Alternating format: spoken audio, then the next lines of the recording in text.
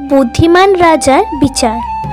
অনেক বছর আগে একটা রাজ্য ছিল, যে রাজ্যের রাজা ছিল খুব দয়ালু ও বুদ্ধিমান। একদিন দুই কৃষক রাজার দরবারে এলো। তারা প্রত্যেকেই দাবি করছিল যে এই সুন্দর সোনালী ঘোড়াটা তাদের এই দাবি শুনে রাজা কিছুক্ষণ ভাবলেন। তারপর তিনি বললেন, তোমরা দুজনেই ঘোড়াকে আলাদা করে দুই ভাগে কেটে নাও। রাজার এই কথা শুনে প্রথম কৃষক লোভী মুখে এগিয়ে এসে বলল, ঠিক আছে রাজামশাই, কাটুন। কিন্তু রাজার এই কথা শুনে দ্বিতীয় কৃষকের চোখে জল চলে এলো। সে হাত জোড় করে বলল, না রাজামশাই, দয়া করে ঘোড়াটাকে ওর হাতেই ছেড়ে দিন, আমি হার মেনে নিলাম। তাদের দুজনের কথা শুনেই রাজা হাসলেন। তিনি জানতেন যে মানুষ সত্যিকারের ভালোবাসে সে কষ্টের সাথেও প্রিয় জিনিস ছেড়ে দিতে পারে।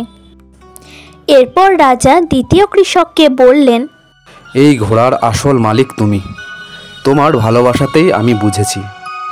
ভালোবাসা সবসময় ত্যাগের মধ্যেই প্রকাশ পায়।